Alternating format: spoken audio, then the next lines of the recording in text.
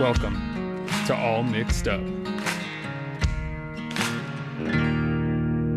Chad Reynolds. What's up, man? Nothing much, dude. Just living life, getting the season going strong. It's winter time. It's finally here. It's time for me to play. Finally. I've been dying. It's finally here. But now I got 1,000,001 things. I'm getting pulled in so many different directions. I don't know which way to play the most right now. Well, that's what you get for having like 1,000 different kinds of hunting dogs. I can't help myself. Just one more, right? They're habit forming, you know? They really are. Yeah. I'm trying my best to just stay in one lane and just travel around and meet other people. Do it for both of us, because I have failed at that miserably. So you be the smart guy for both of us. What have you been up to lately, man? Been taking the retrievers out, having a little fun doing this. I got this pond up on the mountain, and it is ate up with coots. I mean, absolutely ate up. There used to be a bunch of other ducks there. Now they're starting to move, but like I watched it happen. I was like scoping it out and seeing all the ducks there, all the mallards, and even some canvasbacks, and everything was looking great. And then in came some coots, and they all left. And it's just a giant coot pond now. And I had these fantasies of all the cool hunting I was going to do there and everything great. And now it's just a giant coot pond. And I've begun the coot. You heard it first on Houndsman XP, everybody. Yeah, Chad is having coot fantasies. Yeah. Well, it's fun with the type of dogs I have. You know, they're like little flushing dogs. I'm using them in the water, and what's hilarious is they can swim next to me, and I just reach out and grab their antenna on their tracking collar, and they pull me in the water. My lazy butt doesn't even have to paddle. They'll pull me out, and I'll the coots will start flapping over to one side, and I just hold on, and they'll bark and just drag me across the pond until we get close. I let go. They go in and flush them out, and I shoot them. And I'm just trying to get rid of them. There's so many of them, but I cut out some good parts for the dogs, and I have a lot of pigs, so it all gets used 100%. And I'm using non-lead, so it works out great. So I've been having a lot of fun with that, trying to get the bird ready for falconry season and a million other things. But yeah, that's the funnest thing I'm doing right now is a little bit of coot. Chad is setting the standard on so many things, but here you go. You've heard of ski joring. That's where like a dog pulls you on skis. You've heard of bike joring, where people ride a bike and have harness dogs pull them. Chad Reynolds, kayak joring. He's in here having paddle dogs pull him around. Yeah, that'd be really funny if I hook it up to the front. The problem is I hold them midway, so then my nose kind of gets left or right, so I just drop my kayak paddle into one side. I can rudder it back into it, but yeah, it's not bad. They get moving, you know. I saw that you have snow on the ground. Yeah, and those dogs will still get in the water. Yeah. Their dogs are crazy, man. I got a video. I'm gonna try and work it into something somewhere. But yeah, I went paddling out on the kayak thinking I'd plop right through, but I kind of slid out there for a while, and then all the ice started cracking, and I fell through and paddled out, and then they just kind of pushed through. They let all the ice, the big, not boulders, they're maybe little ice chunks the size of like dinner plates. Bergs. Kind of shoulder them out. What do you call them? Icebergs? Yeah. Icebergs. Yeah. Icebergs. Yeah. They're about the size of dinner plates, but they just got to shoulder them out of the way and go after it. But I knew they were good for it, because they love jumping in the water on their own time when it's that cold. But I will say, I think I found their unacclimated limit for it, because they started getting a little chilly, and not swimming as fluid. I was like, okay, time to get out of there. But it was about the hour mark. Up until an hour in the water, they were 100% fine in frozen water, So that's so crazy. My dogs have no fur on like 50% of their body. So it would be like me getting in that water and swimming. Pronto and Calypso would be dead popsicles in like 5 minutes, probably. Yeah. It's cold. It's cold. My butt went numb sitting in the bottom of the kayak, and that's even with it has some styrofoam and then the plastic seat and then a cushion, and I was still tingly. I was going numb in it, and I love dogs. Duh, I respect them. It's unbelievable. You would have to beat me like a bass drum to get me to get in that water. I don't care. I'd just run away if I was a dog. You know what I mean? Yeah. I'm not getting in that icy water. Draughts are crazy. Your dogs are crazy. So good work, man. I mean, that's an amazing feat. I'm actually, I think about this often. I really love the biology and like physiology of dogs. Mm-hmm. And man, that you can breed an animal that is like, yep, I'll get in this water and just swim around. Yep. That sounds awesome. Or like those terriers at the trials, they're just like, yeah, no, I'll run up there and bite that pig. It's like 10 times my weight. Sure. Sounds great. Let's do it. I can't wait. In its mouth, you know? Yeah, exactly. So, I was going to ask you, what are you flying this year? What are you going to get? What are you getting ready to fly this season? A Jur Falcon. This will be her third season. And what I'm doing with her is kind of really fun for me, running her with the Sighthound. So you dig it, and those poor jackrabbits. Oh yeah, they have a rough go of it. I'll be honest. If they get to the sage, they get get away. But if they're in the open, they got a hard time with the Falcon and the dogs on them. But yeah, this will be going into her third season. She got a little bit of an injury last season, hitting some sage kind of hard, and I shut her down early. And I'm bringing her out and starting to work her out, and she's not showing any soreness or stiffness. So I think we're totally fine. I had her checked out, of course, but it's hard to tell with sprains and strains, but she's fine. Mm-hmm. She's got this white stripe on her head. Kind of looks like a skunk. So I named her Cruella after, the 101 the big female. She's mean. So, and this is the one that you had in Texas, right? Yeah. At the Terrier Trials. That was her. That was her. Sweet. Yeah. They're fun. You have a way more diverse going on. That's what I was telling everyone. It's just, as far as me, my dogs have come out of the gate massacring. I've had a wonderful season, so much so that I've actually grown a lot, like in this last 2 or 3 months. When I first started hunting, I was like, I just wanted to make sure I can catch a rabbit. Like I wanted to know my dogs can do it and succeed. And I really just wanted to like pile them up. And I think as you grow in this sport, this lifestyle, you really just want to see great dog work. And so this season, I'm excited. I wanted to get all my dogs out and run them, but my 4 together is like devastating, like to the point where I'm just like, man, too much. It's too much. Yeah. Yeah. So like, when they were younger, we'd run 4 dogs and it was a great race. You know what I mean? Like they were young, they're learning, they're pups. But then now that all my dogs are experienced, I'm breaking them apart. Yeah, I'm going to run them in duos. I was running them in duos at the end of last season, and I was having a lot of fun. And, Comet was still a puppy. So it was really just 3. I had like 3 mature adults, which is kind of where my limit is anyway. Mm-hmm. So I'm really happy that like I went out Saturday and I just cleaned them up. You know what I mean? I always stop at 2, no matter what. I stop at 2 hairs. I don't want to deplete the resource, and I just want to always have them out there. So I stopped at 2, but I was blown away at how efficient my pack was. Their teamwork was really good. And I was like, dang, man, I want these races to go longer. I want it to be a more even duel.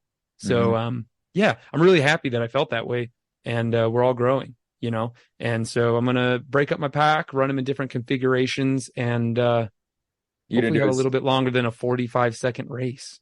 You plan to run your Salukis together and your others together? Oh, yeah. And okay. I want to run my Salukis. Like one with a little more the endurance and one without. Well, yeah, I guess that would, pair them up with like styles. That'd definitely be the best way to go, wouldn't it? Then the thing is my greyhounds. Well, they're greyhound Saluki crosses, but they're mostly greyhound. I just call them my greyhounds, but my greyhounds, they're 5.5, and I mean they're not spring chickens. Mm-hmm. But what always surprises me and still is surprising me is, dude, they're still monsters out there. They are still beasts. I was blown away this year. They are just. Dude, I swear they started, my females especially started this season off better than last season, because she is a beast, like all over these rabbits. Patrons, stay tuned. I got some sick videos coming your way. And it's hard to get good videos of that. It's not, there's so hard, really nowhere else to go. You can find some YouTube videos of like, foreign places with some good stuff, but we got some of the best coursing videos you can see. Thanks. With your dog. To be honest, like there's those awesome ones. I could tell you, you've probably seen them too. I could tell you right now, but they're all in other countries and stuff. But as far as like just quality rabbit courses, Spain, you're right there and can see it. You got some of the best stuff right there, and I can't wait to see more. So don't just tease us. Keep them coming, man. I love them. Yeah.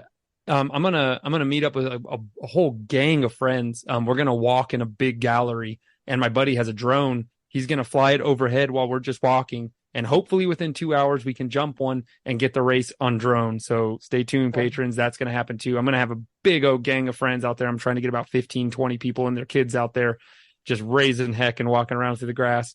And I'm gonna slip my 2 Salukis after it. So that should be a long, epic race. So. There's going to be cool stuff in the pipeline, but enough about me. Everybody knows what I'm up to, just chasing a superior life form. We've been up to a lot of stuff lately. The Houndsman XP crew has been on the move.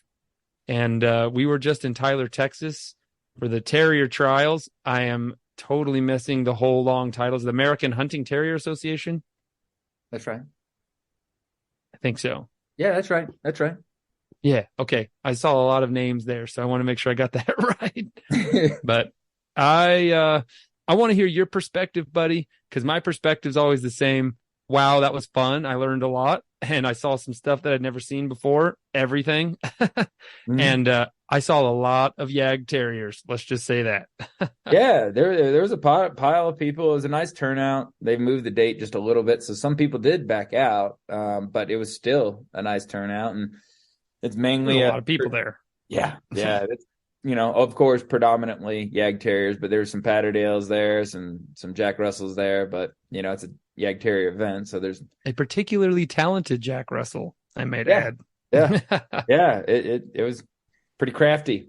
They all did well. I thought it was great. They had the actual earth type tunnel and that little thunder tunnel thing set up where it was glass on one side. And I didn't do testing in that, but it allows you to observe your dog and is a great way to start puppies. So you can I thought that thing was cool. It was really cool. The lights that went all the way through it were really neat. I thought it was all red, on the inside, Yeah. And of course the retrieving and, like I said, the go to ground, the hog bay, the retrieving, the treeing, and the track, so there's a lot of good events and the dogs perform well. They had some of the favorites out there, and I don't want to list too many names or anything because I'll always leave somebody out, but a lot of the crowd favorites were there, and it was a blast. I had a great time.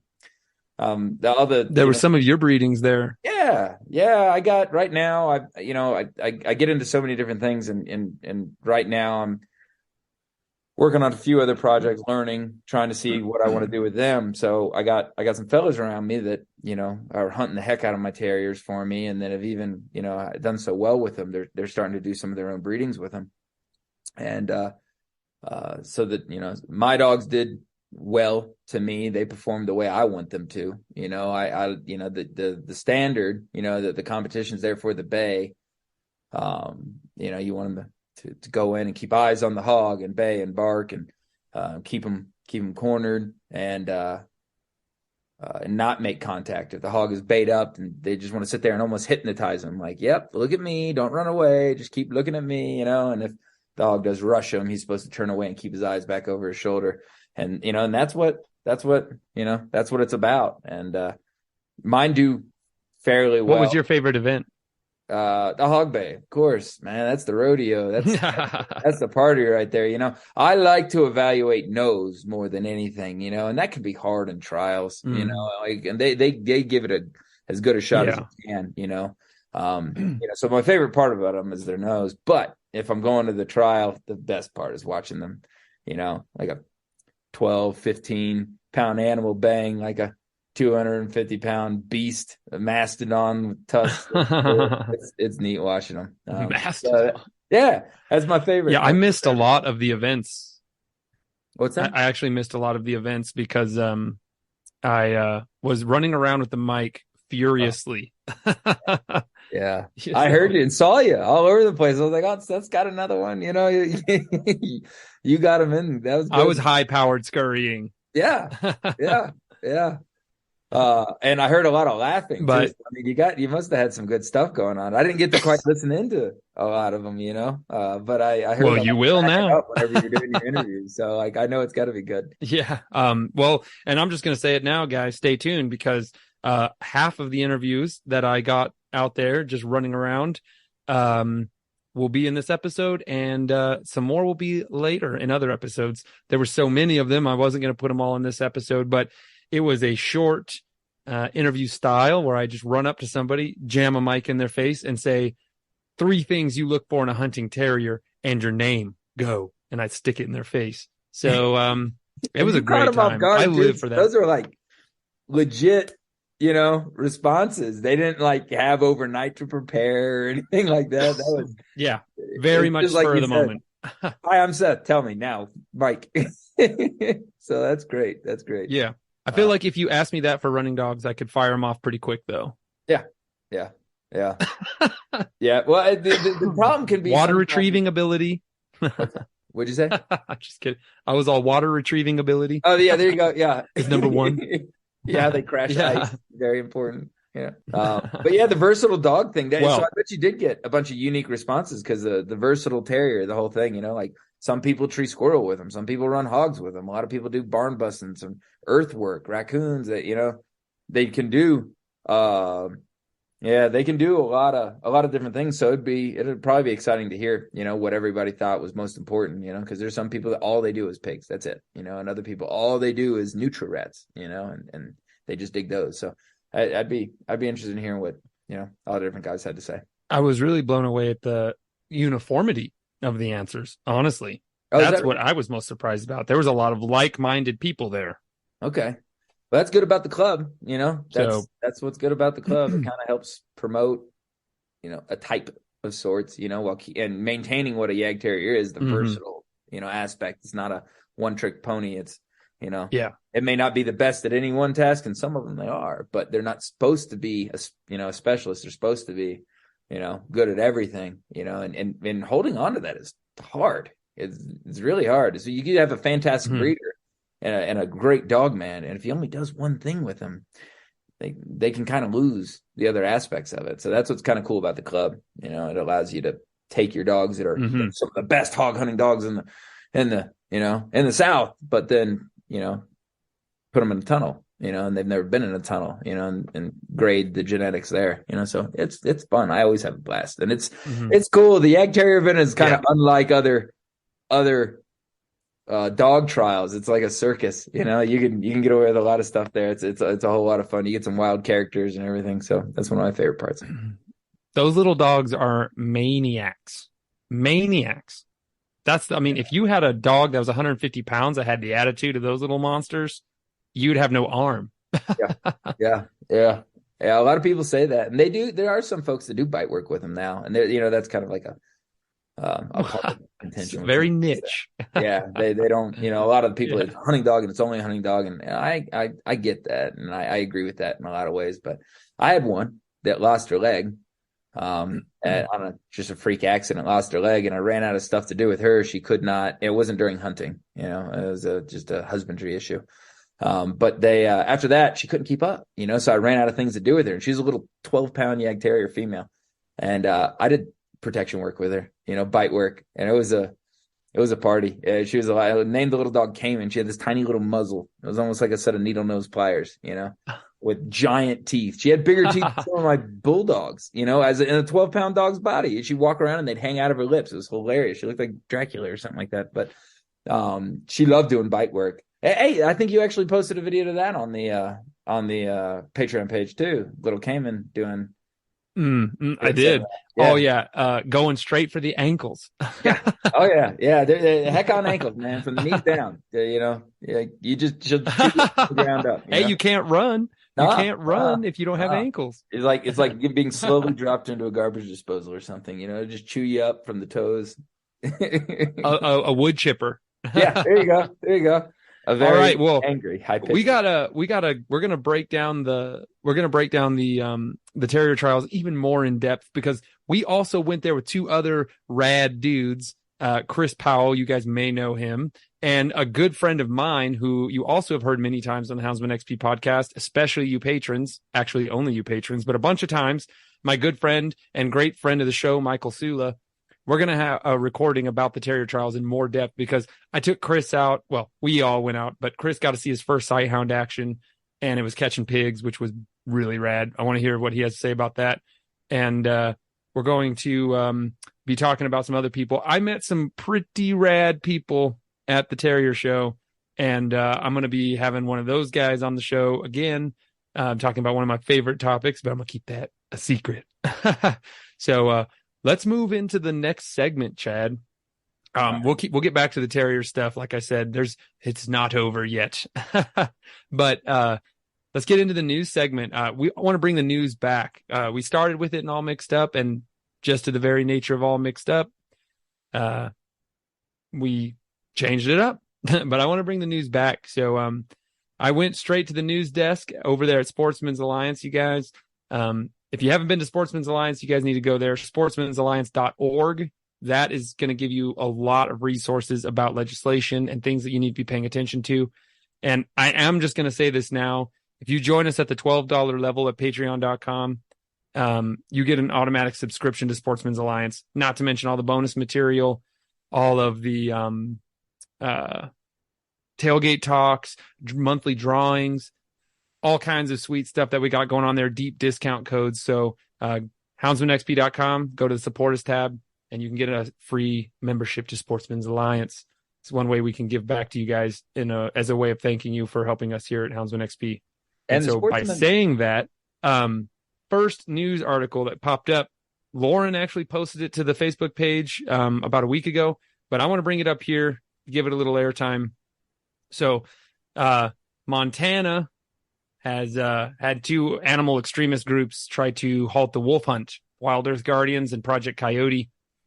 They're trying to end the wolf hunting and trapping. And you guys, obviously, we know wolves are pretty rough on our tree hounds. And I'm just going to say this right now, you guys.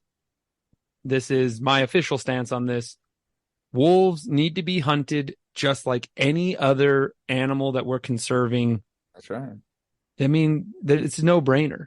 You can't just leave nature to itself. That's a total pipe dream from people that don't know anything about nature. I'm not advocating wiping them all out.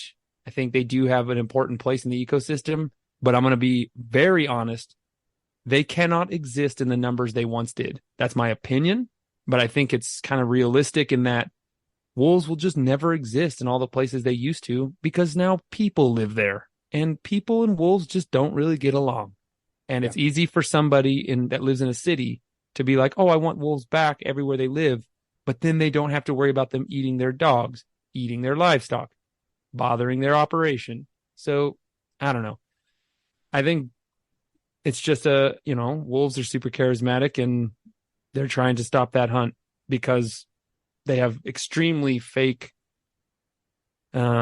realities of what living with top carnivores is. And yeah, Chad, you got anything to add to that? Because I was about to go into a whole nother spiel here. No, I got strong opinions on that. I mean, I guess it goes back to, the way that nature used to go. There used to be these giant swaths of land that were connected. And, if there was ever disease that wiped out this area, it could be repopulated from this connected area or that connected area, And that's just not the way things are anymore. There's there's too many, not necessarily too many humans, but there's too many humans for that, feast and famine, right, where the deer would get overpopulated and the wolves would turn into this, or whatever predator would turn into this super predator group and bring them back down. And then the numbers would decline. And then the best of that predator group would pass on their genetics and the weaker sides of it would be starved out or something like that. And it's that feast and famine, high population, high predators, low population, low predators. And nowadays, if that happened, some sickness went through, they'd be smeared out of the area. They'd be gone. That feast and famine stuff just can't work with the way our wildlife areas are cut into these small little oases in the middle of giant, massive populations of humans. So of people. Yeah, there was a day you could just leave it, and it would, if things got too hot here, they would kind of filter back in from this other area. But some of these elk herds are isolated, and if you wipe them out, they aren't getting populated back in or whatever. So, yeah, the idea, like you said, of just leaving them be and letting nature, you can't do that anymore. Nothing can just be left alone. Humans are too involved. Not realistic. Indirectly, they can't just And directly. We have to participate in it because we have changed the landscape in so many ways. So the idea of just leaving it around is childish. We have to be involved, and we need science to do it. And you can't just let emotion control nature like that. And that goes for both sides. I think that's really important for being a balanced individual, is that you can't let emotion rule you on both sides. And I know what you're thinking. It's easy for you to say, Seth, your dogs aren't getting killed by wolves. I get that. I fully understand that. And you're right. But I am going to say that let the science work on all sides. And I'm going to say this right now, you guys, being informed and having your, Chris has talked about this a lot, and it's good leadership skills when you have these important science-backed talking points ready to go. And I've said it before on the show a while ago. I'm going to say it again now. You always see this headline: top predators need to be managed. Top predators need to be managed. Well, that's just kind of almost as inflammatory as being like, leave the wolves alone and just let them balance themselves out. The thing about top predators needing to be managed is that's actually true and based in real wildlife management science. And here's why. I'm going to keep it super simple so that it can just soak in and you can kind of formulate how you want to say it. Okay, we just talked about how you have a big deer population, then the mountain lion population rises behind it, and then the mountain lions bring the deer population down as the mountain lion population increases, and then the deer population goes way down, the mountain lion population is still really high, then theoretically their population would decline because there's no deer on the landscape, just like you said. Here is the problem. Not only are populations isolated sometimes, it's definitely a realistic part of our life, but humans also like hunting deer. Okay. Oh, yeah. And if the deer population is really, really low, and then humans want to hunt the deer too, you can knock a population of deer down to the point where they can't recover without aid. And that critical mass where the population can collapse is different for every region, every species, blah, blah, blah. It's very complex. That's the thing I'm trying to get over here to everybody. And if the mountain lion population is still really, really high and the deer population is really, really low, they can't recover. They can't. And the mountain lion population will decrease on its own. It will. The problem is the deer population is now at that critical low where it's not going to recover. And I'm just using it super simple. A lot of other stuff kills deer besides hunters. Cars, disease, starvation, the cold, all kinds of things. So that population is low. You're going to have a lot of trouble with that. So what we need to do is artificially drop the population of top carnivores to a level that is sustainable, where the populations of their prey, the deer in this case, can recover on their own or stay at a sustainable level, because we really don't want those crazy fluctuations in their population, because we're trying to manage this population for multiple use. You want the population to stay healthy and stable. Now, that doesn't mean insanely overpopulated. And that is the point I'm trying to make. There is some benefits to having top carnivores on the landscape. That's one of them. And also keeping populations of animals moving. I'm not ever going to have sympathy for people that think that elk are all going to get wiped out because there's wolves on the landscape. Wolves and elk lived here way before people lived here, and there was both. All right. I am saying there needs to be less wolves than there once was. Probably way less. I'm also a huge advocate for states' rights in managing these things, because I don't live in Montana and I don't have to deal with wolves. So let the Montanans deal with wolves, because I don't live in Montana. So anyway, that's my whole spiel. If you're advocating for top predator management, which I think any serious wildlife manager and any person that's real about conservation is, you should kind of have those basic concepts of predator control in your holsters ready to go, because they're a big touchy subject. And anyway, that's my soapbox.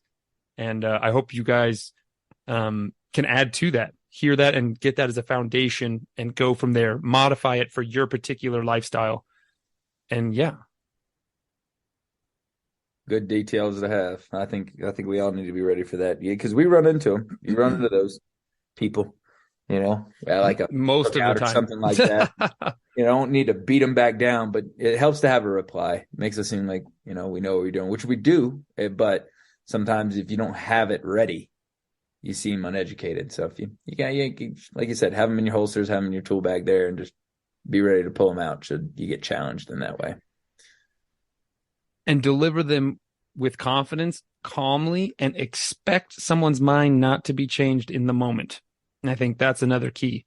Let that just simmer and go on with your life. You will probably change some minds, but it takes time. So anyway. Even if you're not talking to them, even if you're not talking for them, that person's never going to change their mind. There's definitely that type with both sides, but the other people listening, that's who you're talking to, So, but like you say, calmly tell them why they're being silly and win some hearts.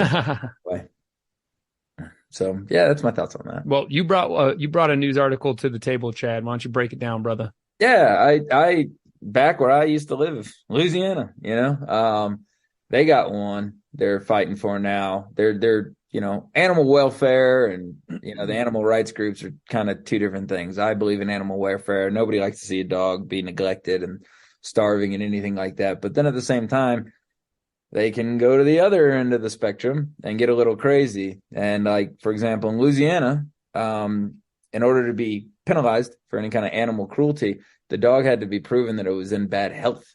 Something, there had to have been a victim, basically, something wrong.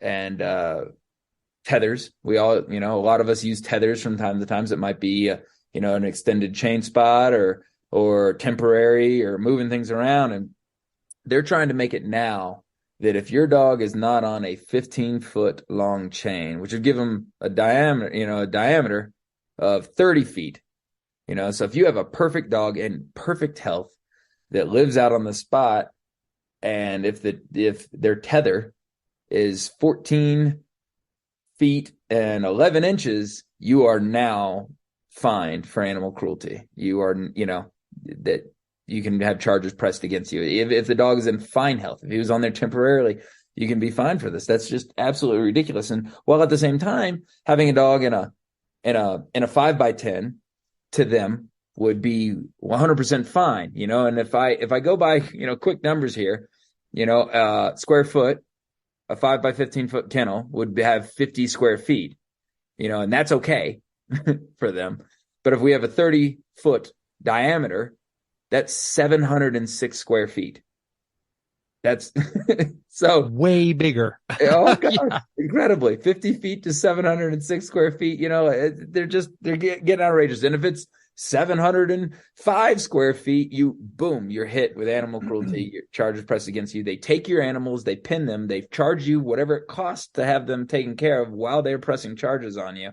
And they can adopt them out if they want to before they even decide whether you're guilty or not. So that's why I like Sportsmen's Alliance. They fight this stuff down. There's all kinds of hunting associations that I dig, that I'm a part of. I'm a part of all of them. I donate to all of them. But for dog hunters, they do more for dog hunters than a lot of specific dog hunting associations do.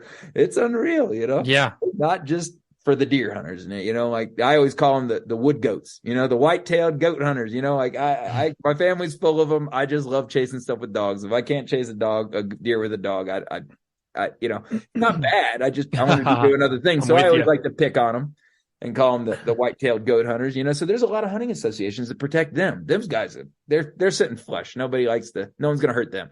But us, the antis are after us dog hunters, and, the Sportsmen's Alliance, you can't click on their website and not see somewhere they're fighting back against people coming after us and our dogs. So I dig that. And that's just one example. Yeah. And where it's affecting where I used to live, I think this is a perfect metaphor of use some nuance, and they're totally just baiting on chain bad, fence good. And it's obviously incredibly hollow.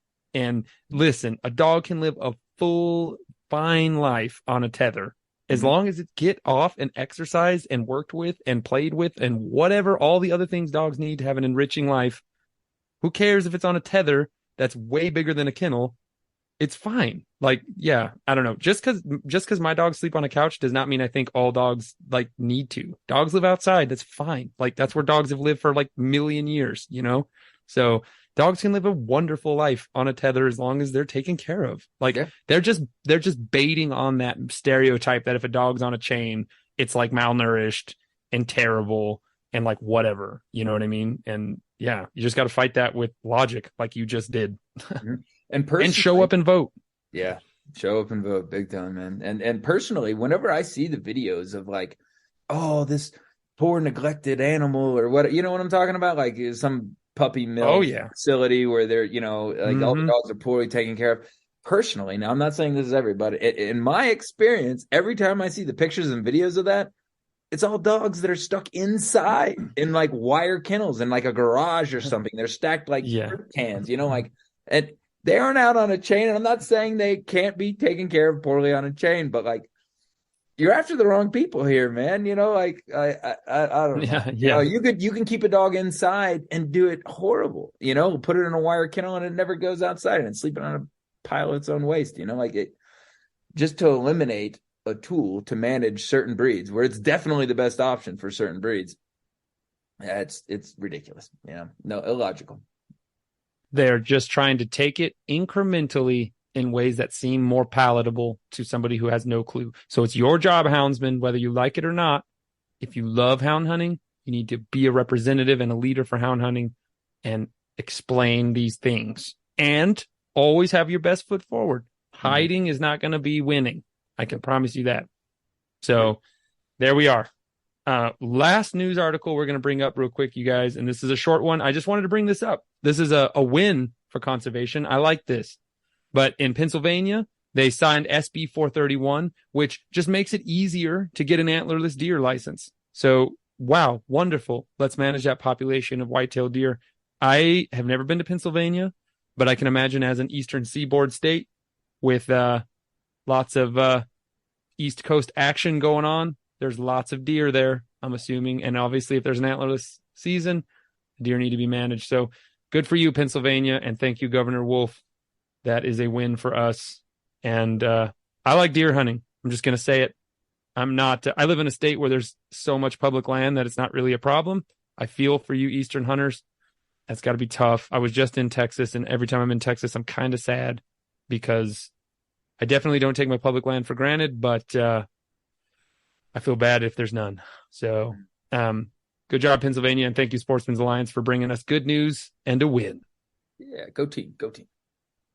So, Chad, I'm going to roll into the main meat of All Mixed Up, if you're all right with that, brother. If you got anything else to say, go for it now. So, well, guys, as I said earlier, you heard it in Monday's episode with Ryan, Mr. Cowboy. So Chris was talking about in the pre-roll, and I was running around, and you guys. And I live for that kind of stuff. I love talking to people. I love meeting new people. And so I stuck my microphone in someone's face, and I asked him, your name and the 3 things you look for in a hunting terrier. Go, bam, and I'd hit that record button. So here you guys go. Let's roll right into it. There's going to be rapid fire. They're less than 4 minutes apiece, keeping it short and sweet. Let's roll. Let's go.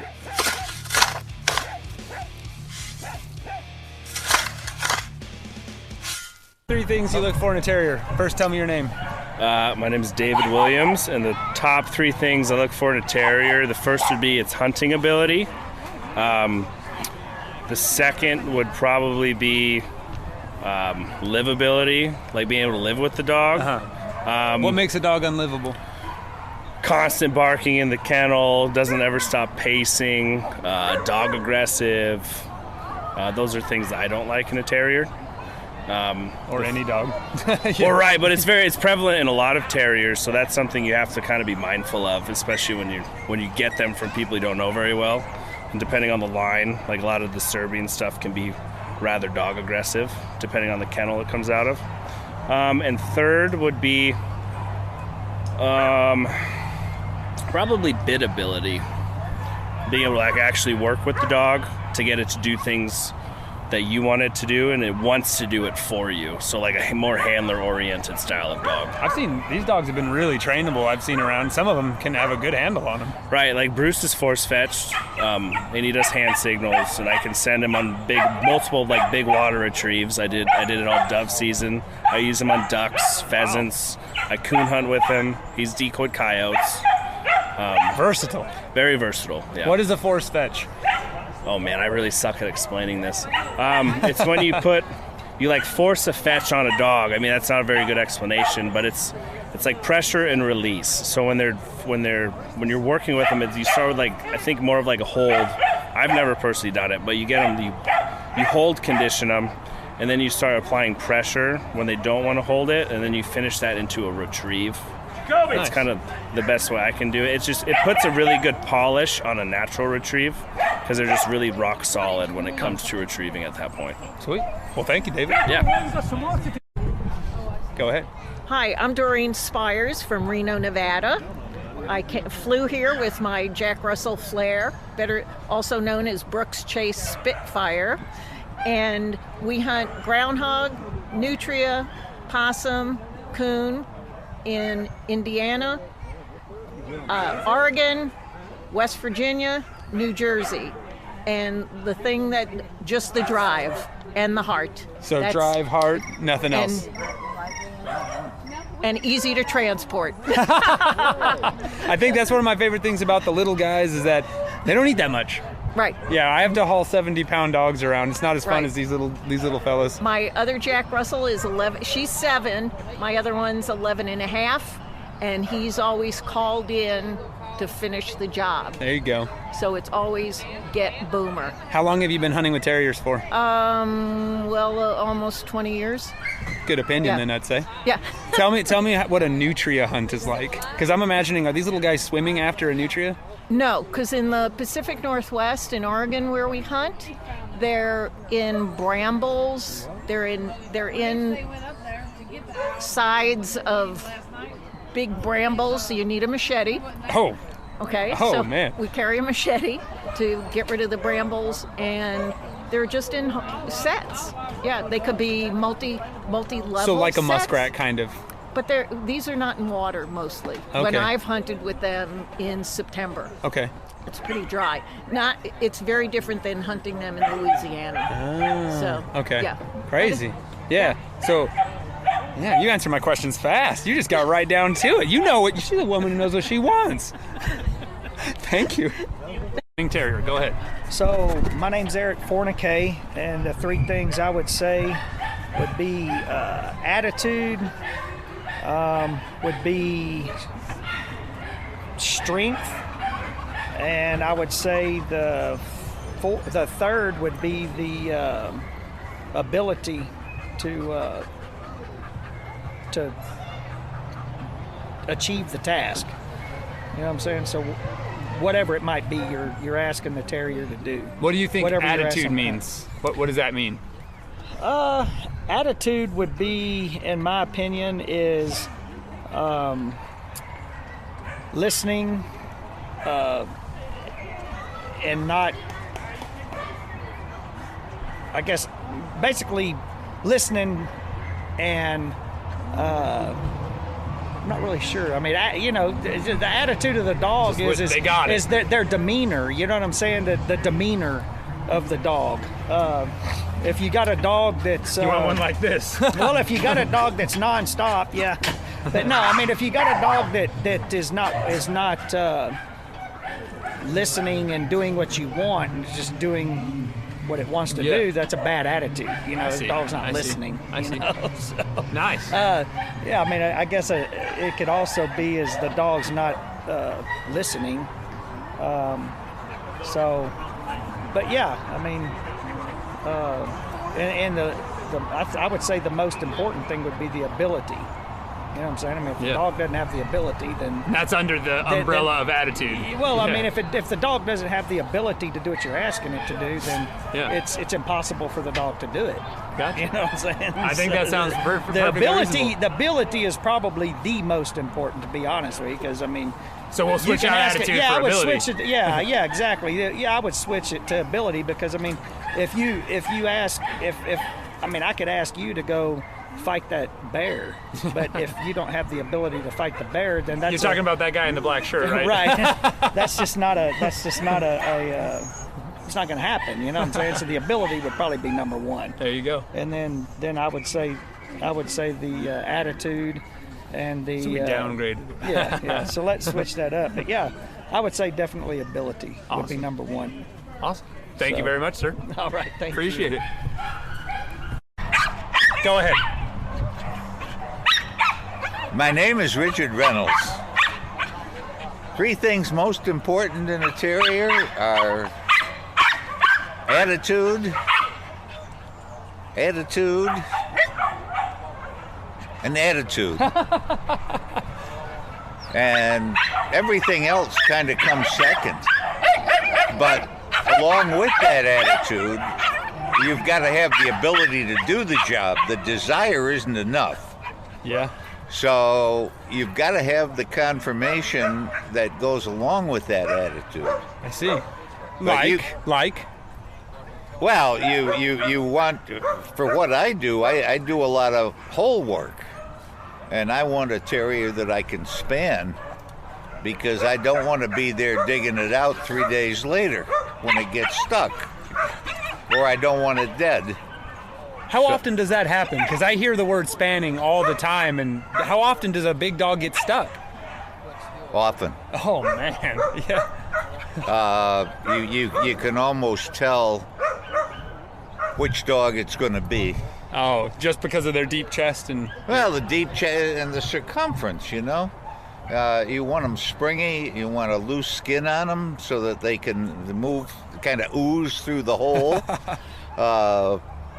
But all of that brings your dog back to you and enables it to do the job that you want it to. Yeah. But none of that's any good without the attitude. When you say attitude, you just mean that... Grit. Yeah. It's got to want to kill stuff. Yeah.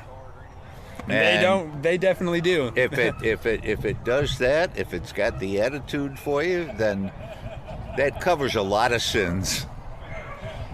How important do you think biddability is in that ranking? Biddability is an acquired behavior. The hunting instinct is hardwired in. And my dogs aren't very biddable, the Yak Terriers. In fact, they're a pain in the ass. But I don't think it's important, not nearly so important as the desire of the dog to do the job and do it right and to keep on going no matter what. Yeah. And that grit is hard to find, and to balance it with the confirmation is even harder yet. Yes, sir. That's what we're breeding for. Yeah. How long you been running terriers? Since the 60s.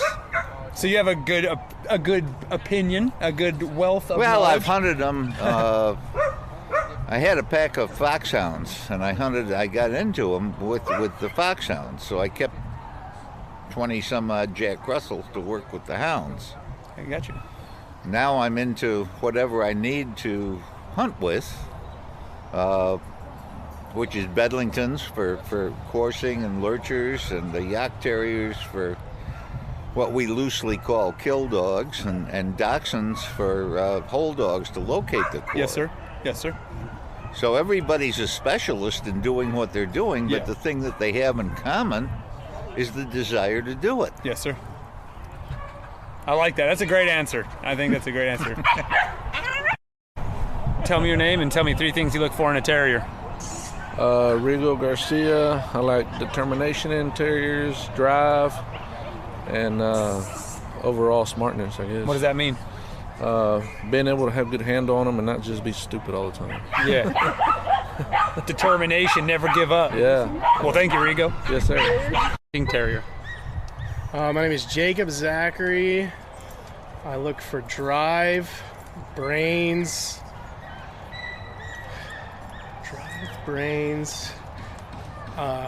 and then being put together, the right conformation, being put together right so they can do what we need them to. What is being put together right? Depends on your situation. That being said, For me, I like a dog with more leg that's going to be a faster dog. Coat, that's not going to be a ton of work because I live in the South, so I don't need a big fuzzy dog that's going to really stay warm. In fact, most of the time we deal with more of the opposite. We need a dog that'll stay cool. So that's what I look for. Like I said, life's too short to own a slow dog also. That's what I've been saying. My definition of slow is a little different than yours. Yeah. So there you go. Drive. What that seems to be a very common answer around here. So what does a dog that lacks drive look like to you? Won't get to the game. Whether or not it engages, I don't. Depending on the dog, I can deal with either a dog that's real hard and wants to engage, or a dog that's soft and wants to bay. Both are useful. They're just different tools. Gotcha. I just want a dog that either way it wants to get there. I need get there, locate, get close. Get in the zone. Yeah, get in tight. That being said, I don't need one that's going to catch out on every pig. Gotcha. So you're mostly what game are you hunting mostly? Most of the time we're running. Honestly, if you just pure numbers, mine are picking up more birds than anything. Retrieving. Retrieving more than anything. But we hunt coons, other varmints. We get on some pigs here and there, but I don't have a catch dog. So unless we got a catch dog with us, I try not to get on pigs because they weigh 8 pounds. With 20-pound dogs, you need them all to work together, and that rarely happens. So yeah. Pigs are a really badass animal. I mean, you need to be giving them respect. That's a North American rhino. Yeah, absolutely. So yep. Yeah, we had one in the back of a horse trailer once, and we left it in there, and we went pig hunting. We came back, and it had peeled the floorboards up and escaped out the bottom. Yep. And I was just blown away at their power. I was like, dang. So, well, thank you, buddy. Appreciate it. Yes, sir. What? Now tell me. Angela Richmond, and then I go drive and then confirmation. And then what? Personality. Okay. Yeah. Because I got 20 dogs. I like them to get along somewhat. How long you been hunting terriers? Jack Russell's about 10 years, and now I got American Bulldogs. We've been doing about 8 years. A little different. Mm-hmm. A little different in size, but about the same personality. Same personality, right? Yes, sir. Yeah, so a lot of people say drive. What do you think a good driven dog acts like? Psycho. Yeah, they're very psycho. Yeah, I got one of my Jack Russells I brought. She's 3 years old, and so she was chasing mops and brooms at 5 weeks old. So a lot of them won't do that till they're 10, 11 weeks old. So I immediately picked her out of the litter right then. I gotcha. Yeah. So here's my question. Drive is your most important. You want psycho, but then personality is number 3. Break that down for me. Well, the drive, I like the drive because if they've got a lot of drive, then they're not scared to get on something. Okay. But I want them to have a good personality, so that's kind of like my last thing. I want confirmation for breeding. Okay. But then I want the personality in their last because you can always kind of build the personality. If you got a shy dog, you can build it up a little bit. Or if you got one that's a little too driven, you can kind of pull them back a little bit. Gotcha. But I want the drive as my main thing if you're going to hunt them. If we're just good working dogs, all-around dogs, we go for personality first. I see. And so are they easy keepers, you think? Or? Oh, yeah. Yeah, they're pretty easy keepers. They mellow out when it's not time? Because I see a lot of crazy dogs around here. But they're hyped up. This is a very stimulating environment. Now I've got she's not an easy keeper. She's got a high. I ended up getting her because she was killing people's chickens. So because she's got such a high drive. I've heard that several times already today as well. They were killing X animal. You know what I mean? Yes, Something. and she will get a dog or whatever. And I have a male at home though, and he's just when you're not hunting, lay on the couch with you, lay around, stuff like that. She's not that natured. What's your favorite animal to hunt with your dogs? We hunt pigs a lot of times, blood tracking. So, okay, this is where pigs with little dogs. That's where I'm still at at the crossroads here. They don't know they're dogs, little. You know, and that people, yeah. They think they're a bulldog. Yeah. They do. They think they're bulldogs. Well, you got the bulldogs to back them up. And we do. We have the American bulldogs to back them up. So Awesome. Well, but we mainly use ours for blood tracking. okay, yeah. Stuff. And then So they're good at it. Yes, they're good at it, but they will get off track where the Jack Russells will stay on track a little bit more. Really? So if she sees a critter, my Jack Russells will stay focused, a little bit more focused. Interesting. So why a terrier over like a traditional scenting breed? So I just always like terriers. You just like that? Yeah, You like that? Yes, I like that. My husband said, couldn't you have raised hedgehogs? Yeah, I raise greyhounds, and they're the opposite of this. I mean, they're chill. Oh, really? I wouldn't have figured that. They're so chill.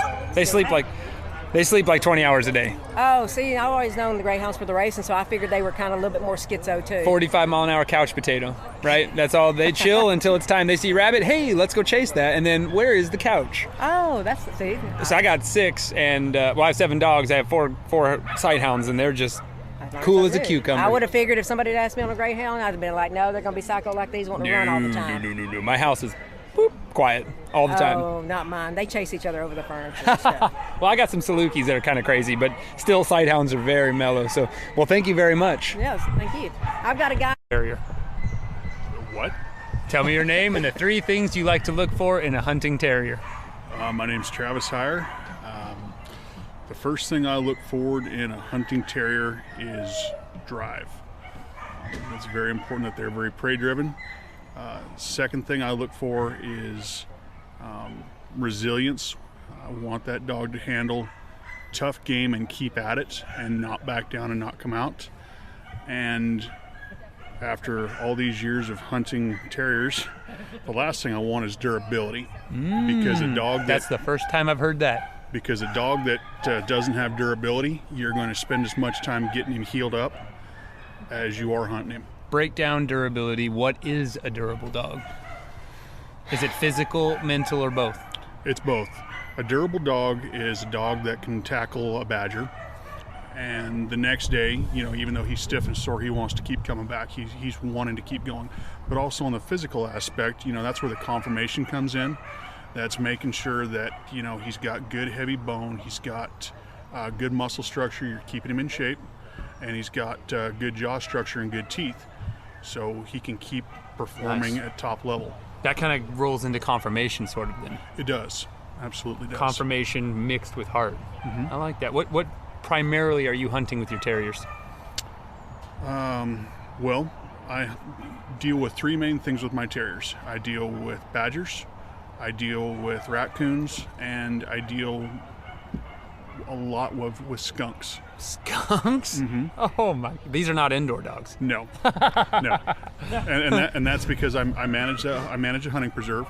So if it eats a pheasant, I have to handle it, and Gotcha. I make sure that the skunk populations are down, so my wild bird egg populations are up. This is what I love about these kinds of events working for this show. I have met so many interesting, diverse people here. I have never heard anyone say I manage for pheasants. That is amazing. Using dogs to manage a pheasant area.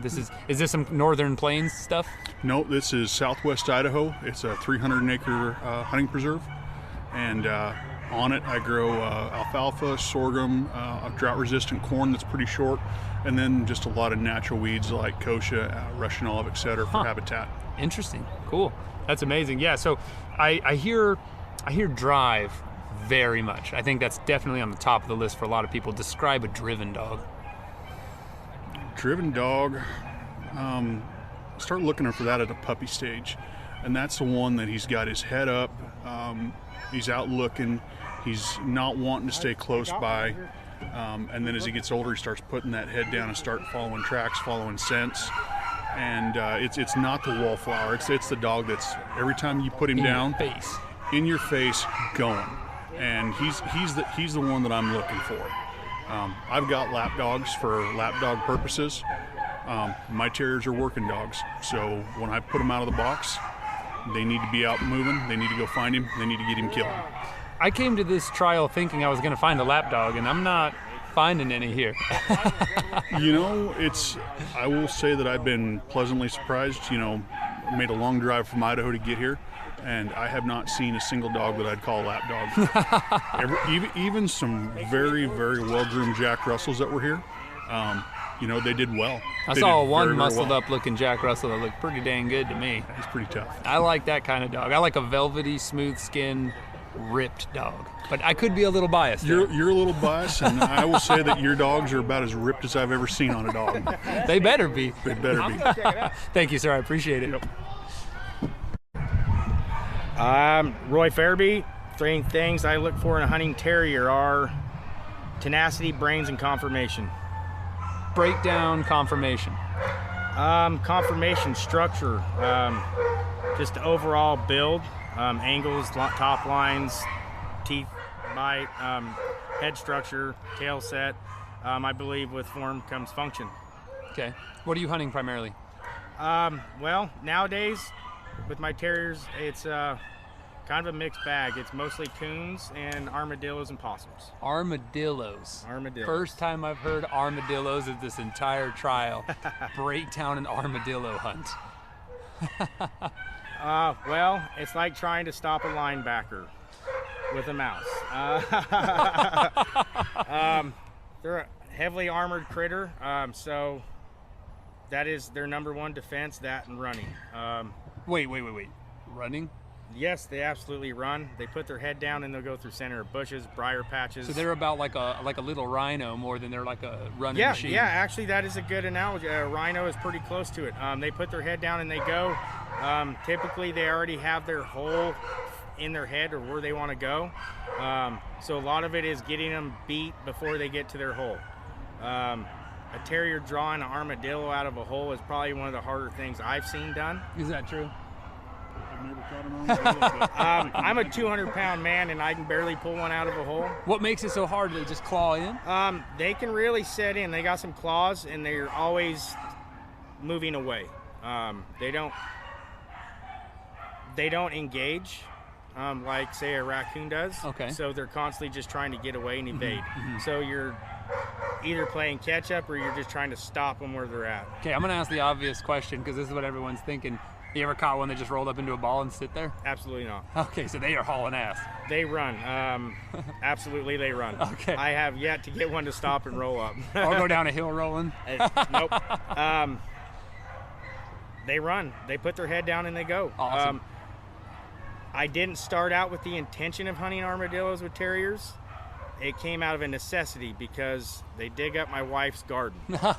And happy wife, happy life. Armadillos. So we, I set terriers on them. There you go. How do they eat? I couldn't tell you. They make. I've heard they make good soup bowls and CIA helmets. You heard it first here on the Houndsman XP podcast. When the CIA is watching you, the Illuminati's looking for you. Put your armadillo Get your armadillo helmets out. You come to the Terrier Trials to get started with some armadillo dogs. That's awesome. Thank you, sir. I appreciate it. Hunting Terrier. Off switch, drive, and handler connectivity. Who are you? My name is Tyler Sladen. How long you been hunting terriers? I've had terriers 8-9 years now. Off switch is something I haven't heard. I heard personality. To break down off switch for me. I want a dog that when I grab the keys or the collars, it knows what's up. I want a dog that when it's in the truck, it knows what's up, and I want a dog that when a track collar is sitting on its neck, it knows what we're doing. I don't like them when they're just all go, no chill. Life's too short to live with a dog that's a pain in the ass. Do you keep this dog in the house with you? Yeah. So that's really important. Yeah, so I've got 15 dogs. My yags all live inside. Oh, wow. So I see. So is there anything, what animal do you hunt the most, do you think? Quail, mostly. And then probably right below that would be rabbits and raccoon. Quail. Break that down. So fetching, I'm assuming? Yeah, so they'll honor a pointing dog and then they'll flush on command for the pointing dogs. Yeah, and then that's crazy. And then they'll go in and retrieve.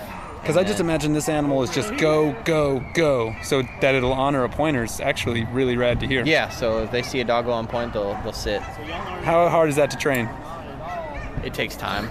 It's not that it's hard. It just takes a lot of repetition. Mm-hmm. You think they're a trainable animal?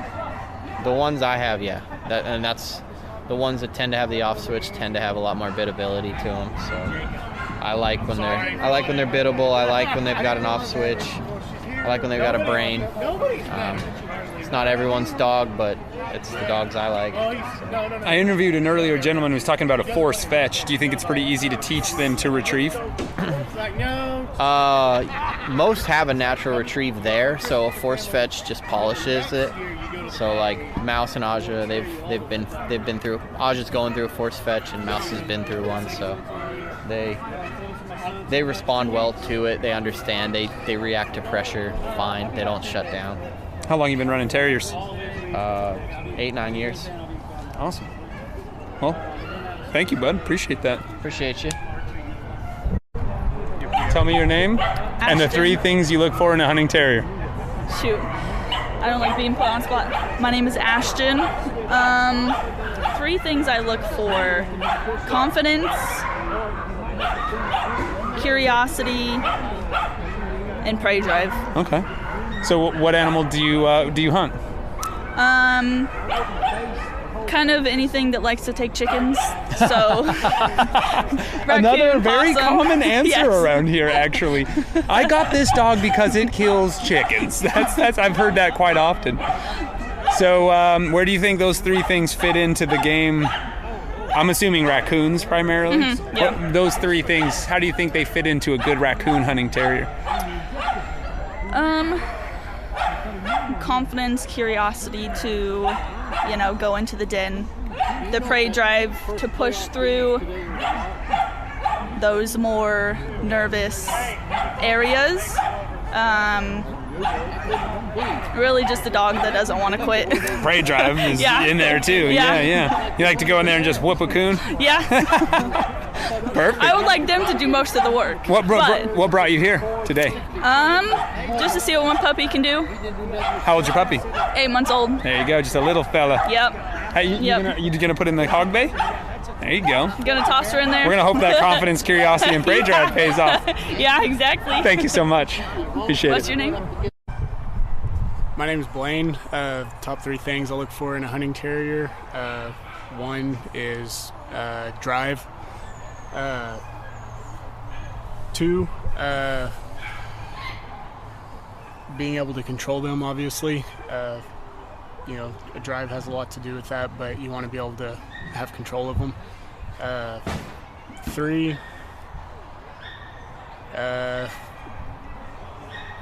being able to being good with other dogs. Some of them, can have that problem, and you want a dog that's can hunt with other dogs. What game are you primarily hunting? Hogs. Hogs? Yep. So do you want a terrier that bays or catches? Mine, Chiso, he catches.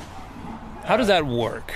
I know physically how it works, but what happens when a dog that weighs 10 pounds grabs onto a 200-pound boar?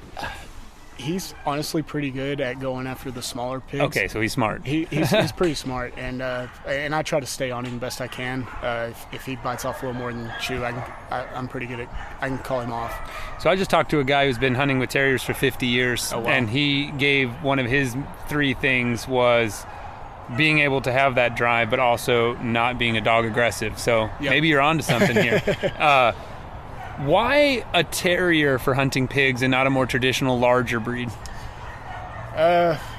Honestly, I picked the terrier. I mean, not just for its hunting ability, but just its versatility.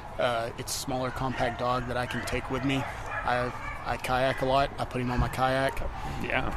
Not so much with a 130-pound running catch dog. No. I do love the portability of these little guys. Yeah, they're very portable and versatile. They can do just about anything you want them to. I'm going to ask a question I haven't asked anybody out here, but where did you get that? Yeah, this guy's got the coolest tent ever. It looks like a big teepee behind me. Yeah, so this cowboy up in Idaho makes these. It's J Bar D canvas and leather. He makes teepees and bedrolls. This is badass. Yeah, we're going to get a selfie with this thing afterwards. Yeah. I've had it for about 3 years. I take it with me everywhere. 4-season? What's like that? A 4-season tent? Pretty good in the super cold? It rained all night last night and it kept me dry. You ever puff the peace pipe in this thing? maybe a time or two. Yeah, all right. You heard it here first, folks. This thing is awesome. I saw this tent and I was like, I got to go talk to the teepee guy. Sweet. Well, I appreciate it, bud. Thank you. How many times do you hound doggers catch yourself thinking about an awesome hunt you had, or retelling this great story with family and friends around the dinner table, and all you have to remember that moment is some terrible cell phone picture, or worse, no picture at all? Well, Houndsman XP is partnered with Rough Cut Company to help solve your problem and make beautiful pieces of art to remember for all time your experiences in the field. Rough Cut Company is an American-owned and American-made business in Wisconsin that specializes in custom, unique photo engravings on hardwood that are framed to any picture you want. They also do customizable antler dog chews and even beautiful, unique antler rings from their own red deer in Wisconsin. Rough Cut Company can do pretty much anything you ask. Their customer service is second to none. Give them a look at roughcutcompany.com, and when you check out, make sure you check out with HXP 10% off to get a discount on your final purchase. Check them out, you guys, and support people that support houndsmen and help keep us in the field and remembering those times forever. Awesome. Well, that was enjoyable. God, there's a lot of people, man. Yeah, and many more to come. I'm just going to say that right now off the bat. Many more to come. I did not want to cram them all into this episode. I wanted to keep it light and fast. So we got a lot more to come. And patrons, stay tuned, because there's going to be even more content. What's happening in my world, I forgot to say, you guys, I'm heading back to Texas. When this airs, I'll be there. And I'm going to be blood trailing with a really cool fan of the show who reached out to me. I'm looking forward to that, you guys. More new stuff in the holster. Can't wait to check that out. And so, well, I'll be checking it out as you listen. So stay tuned, patrons. There's going to be sweet videos of that coming up. And I'll definitely be talking about it next month's show. So, yeah. Well, I say, let's close this out, Chad. And I want to close out every episode with this thought in mind. I was thinking about that while I was driving around the desert. I want to close out every episode with something that you cannot get off your mind. What's something that's been on your mind lately, Chad, that you just can't stop thinking about? Oh, gosh, man. It can be anything. Yeah, I know it could be anything. And I even had a few things in mind, but like while trying to think of, some things were just right there. It keeps going back to getting this falcon in order. I cannot possibly wait to get this bird back in the sky chasing the dogs. And that's all I'm thinking about, man. We're days away, and it seems like every time I'm like almost ready, the weather will do something wild, and I'll miss it. And like the next 48 hours, I'll be out there. So, but until then, that's all I think about all day. That's what's on your mind. Yeah, that's about it, man. How about you? I'm going to be honest with you. I just finished a great book, and I cannot stop thinking about this book. It has nothing to do with hound hunting, but if you guys like great if you like great books about philosophy, there's an author. His name is Yuval Noah Harari. He's an Israeli dude. He has wrote 3 books that I'm aware of, 4 books. But the book I just finished, I finished it for the second time. The first time I listened to it all the way through on Audible, and I wanted to do it again to kind of absorb it because there's so much going on. The book is called 21 Lessons for the 21st Century. And it's all of the things that these big topics that are facing us now, but strictly through a philosophical lens. He doesn't take any political sides. He's not predicting anything like some kind of spinster. He's just teaching you how to look at all these crazy relevant issues for the 21st century with a big picture lens, teaching you how to think, not what to think. And I really, really like that. He just gives you the nuance of how to step back and look at these really complex and really charged situations just more thoroughly. And I really like that. It teaches you how to be a more thoughtful, calm, and just overall nuanced thinker. And I think disengaging our monkey like emotional side is a skill that takes time. And like, I'm a really energetic, active dude who can be really brash. and like make moves without really being thoughtful. And in the last 10 years, I've really been trying to uncouple that. And when somebody proposes an idea to me, no matter how charged, to sit back and try to analyze the nuance as best as I can. But anyway, wonderful book. I literally cannot stop thinking about it. So, Mr. Harari, if you're listening to Houndsman XP podcast, I want your autograph, dude. Well, what's it called? I heard all about it. What's the book called? Oh, I said it. You weren't listening. Oh, I was so listening. 21 Lessons for the 21st Century by Yuval Noah Harari. You did. So check it out. It's a great book. All right. Everybody could benefit from that book, I feel. But anyway, that's what I can't stop thinking about. Also, and I'm just going to say it right now. If you would have asked me this question 4 days ago, by looking at your webcam, it would have been how you're the craziest dude I've been around in a long time because you have your own dog taxidermied right behind you and you're crazy.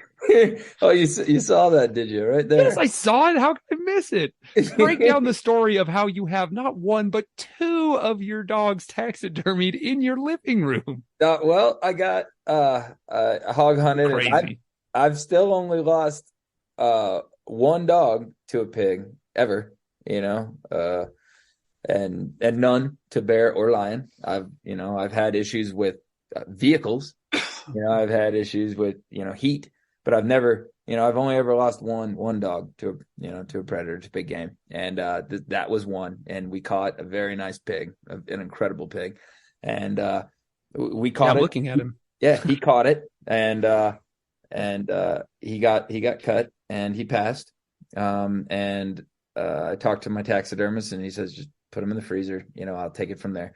And he got mounted catching the pig he caught, and that's what that is. That's my dog. That's my Yag Terrier Kansas there that that is mounted catching the pig that he passed on right there. And you're crazy, dude. Yeah, and then above it is three of my biggest hogs, some of the biggest hogs I caught right over there, and they're Euro mounted, and there's also a skull from one of the a dog that passed from a heat casualty, and she's Euro mounted up there too. That's Ricky in Kansas right there. I got him with me in the living room. Yeah. I think I would just cry my eyes out if I had Pronto taxidermied. So you're more of a man than I am. I'm just going to admit that right off the bat.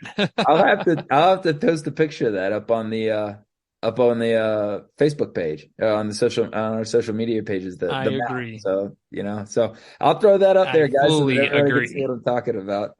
They're pretty neat. I'm kind of proud of them. I like looking at them. That's for sure.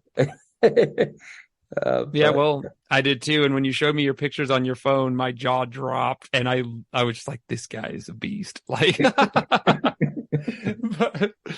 yeah. Anyway, hey Chad, if you got anything to add to it, brother, go ahead. And if not, close us out, brother. No, I don't think yet. Yeah, we'll be talking again here soon about some of this stuff. I think I've got everything else I got out there, so can't wait to talk to you guys again soon. We got a bunch of cool stuff coming up for you, I promise. Can't wait. But that's all for me from now. So let's hunt them hard and treat them like heroes. Boom. And if you heard me smash my mic, it's because I just threw my arms up. I'll catch you all later, everybody. Can't wait to see y'all again soon. Peace.